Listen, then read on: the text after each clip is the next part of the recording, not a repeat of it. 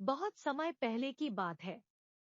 उस समय राजा कृष्णदेवराय जी का राज हुआ करता था।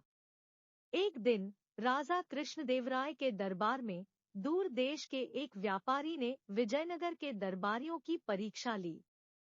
उसने दरबार में आकर राजा से कहा, मैंने आपके दरबार की महिमा के बारे में सुना है। मेरे पास आपके न्यायालय के लिए एक परीक्षा है।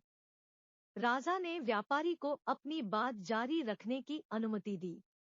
अब वो व्यापारी अपनी बात रखने लगा। उसने कहा, यहाँ 3 गुड़िया हैं जो मैंने बनाई है। देखने में ये सभी एक जैसे लगते हैं, लेकिन ये सभी एक दूसरे से अलग है। आपको मुझे ये बताना है कि कैसे ये तीनों गुड़िया एक दूसरे से अलग हैं। मैं आपके उत्तर के लिए 30 दिनों में वापस आऊंगा। राजा ने अपने सभी मंत्रियों को बुलाया और उनसे गुड़ियों में अंतर पता करने को कहा। दिन बीतते गए और किसी के पास कोई जवाब नहीं था। कृष्णदेवराय ने अंतर खोजने के लिए अपने भरोसेमंद विकटकवि को बुलाया। यहाँ तक कि तेनाली रामा भी इस सवाल से अचंभित हो गया।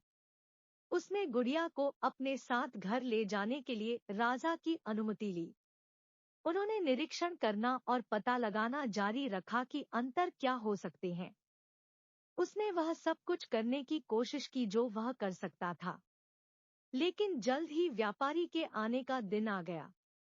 जब सब राजा के दरबार में बैठ गए, तेनाली रामा बोला, मैंने गुड़ियों के बीच अंतर खोज लिया है। गुड़िया में से एक अच्छी है, दूसरी औसत दर्जे की है और तीसरी खराब है। सभी हैरान हो उठे। यह कैसे हो सकता है? आप यह निश्चित रूप से कैसे जानते हैं? हमें दिखाओ, राजा ने पूछा। तेनाली रामा ने प्रत्येक गुड़िया के कान में एक छोटा सा छेद दिखाया और फिर उसने उनके प्रत्येक कान के माध्यम से एक पतली तार डाली। पहली गुड़िया के लिए तार कान से होते हुए मुंह से निकल गया। दूसरी गुड़िया के लिए तार पहले कान में गया और दूसरे कान से निकल गया। तीसरी गुड़िया के लिए तार कान से होते हुए बाहर दिखाई दिया, लेकिन वह दिल में जा चुका था। पहली गुड़िया खराब है क्योंकि यह उन लोगों का प्रतिनिधित्व करती है जो रहस्य नहीं रख सकते।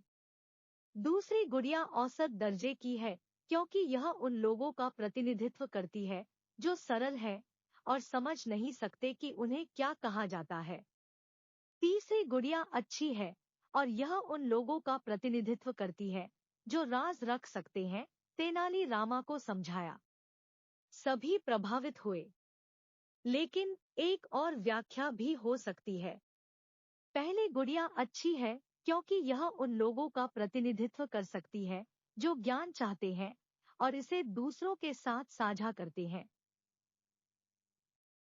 दूसरी गुड़िया उन लोगों की तरह औसत दर्जे की है जो यह नहीं समझ सकते कि उन्हें क्या सिखाया जाता है। तीसरी गुड़िया खराब है क्योंकि यह उन लोगों का प्रतिनिधित्व करती है जो ज्ञान चाहते हैं लेकिन दूसरों के साथ साझा नहीं करते हैं। सीख।